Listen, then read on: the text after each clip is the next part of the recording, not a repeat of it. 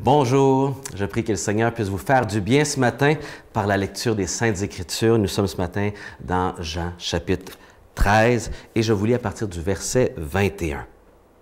Ayant ainsi parlé, Jésus fut troublé intérieurement.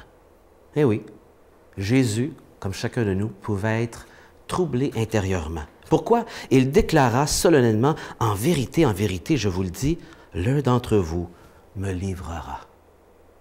Si vous avez été trahi un jour ou l'autre, vous savez ce que c'est ce sentiment intérieur de blessure, de déception qu'on peut vivre lorsqu'on est trahi. Et Jésus, étant humain, a vécu ces sentiments alors qu'il parlait de la déception d'un homme qui, après 3 ans, le trahissait. Même si c'était annoncé que Jésus le savait à quelque part, c'était difficile pour lui.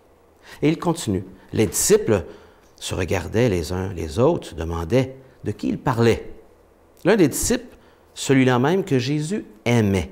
C'est la manière dont l'apôtre Jean se présente dans son évangile, de manière anonyme. Celui que Jésus aimait se trouvait à côté de lui. Simon-Pierre lui fit signe, demande de qui il parle.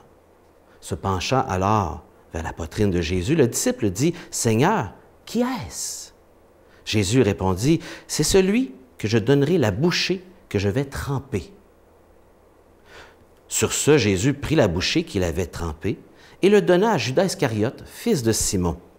C'est à ce moment alors que on dit de Satan entra dans Judas. Jésus lui dit alors, « Ce que tu as à faire, fais-le vite. » C'est troublant. C'est troublant. Satan entre dans un des disciples de Jésus pour trahir. Aucun de ceux qui se trouvaient là ne comprirent pourquoi il avait dit cela. Ça leur a complètement échappé. Et comme Judas tenait la bourse, quelques-uns pensaient que Jésus lui avait dit d'acheter ce qui était nécessaire pour la fête ou encore de donner quelque chose aux pauvres. Quand Judas, ayant pris la bouchée, il sortit immédiatement. Il faisait nuit. Alors ça l'échappe complètement, ceux qui étaient présents, la signification de cela. Jésus continue et dit, dès que Judas fut sorti, Jésus dit, « Maintenant, le Fils de l'homme est glorifié. » a été glorifié. Et Dieu a été glorifié par lui. Dieu le glorifiera, ou c'est une manière de dire Dieu l'honorera en lui-même, et c'est bientôt qu'il le glorifiera. Mes petits enfants, je ne suis plus avec vous que pour peu de temps. Vous me chercherez, et comme je l'ai dit aux Juifs, là où je vais, vous ne pouvez venir. Et vous aussi, maintenant, je vous le dis. Je vous donne un commandement nouveau. Aimez-vous les uns les autres comme je vous ai aimé. Aimez-vous les uns les autres. Et donc, c'est possible d'aimer, mais comme Jésus nous a aimés. On doit vivre cette expérience d'être aimé de Jésus pour aimer les autres. C'est de là que vient l'amour, qu'elle découle naturellement. À ceci, tous vous reconnaîtront pour mes disciples, parce qu'on a l'amour de Jésus. Ah, il doit être un chrétien, il a l'amour de Christ. À l'amour que vous aurez les uns pour les autres. Et maintenant, Pierre. Simon-Pierre lui dit, « Seigneur, où vas-tu? » Jésus lui répondit, « Là où je vais, tu ne peux me suivre maintenant, mais tu me suivras plus tard. » Le verset 37, Pierre lui dit, « Seigneur, pourquoi ne puis-je pas te suivre maintenant? Je suis prêt à donner ma vie pour toi. » Et je crois qu'il était vraiment sincère ici, Simon-Pierre.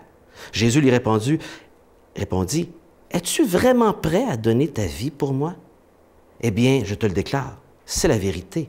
Avant que le coq chante, tu auras prétendu 3 fois ne pas me connaître. » Quel contraste les deux personnes qu'on entend parler, Judas qui trahit, et voir leur réaction après leur échec aussi. Judas qui, après son échec, ne se repentira pas, il va être pris de remords et va plutôt aller vers le suicide, malheureusement. Et ne pas aller à Jésus, lui demander pardon et chercher à être réconcilié.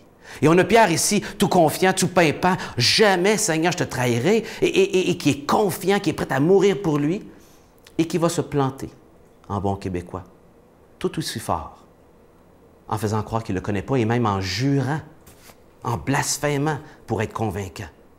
Mais la différence, c'est que Pierre va regretter, va demander pardon et va revenir à Jésus.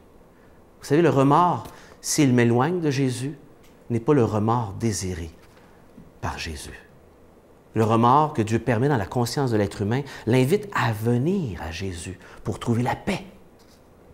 Si vous avez de la culpabilité, ne vous traînez pas la face dans la boue. Revenez comme Pierre à Jésus.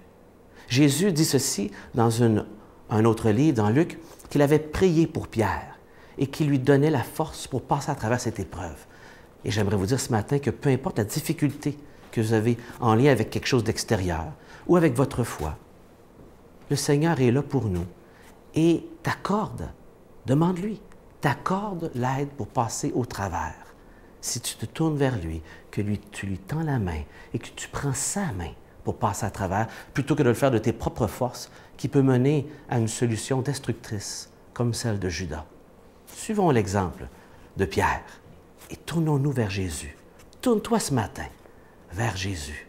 Il mérite ta confiance. Que le Seigneur t'accompagne.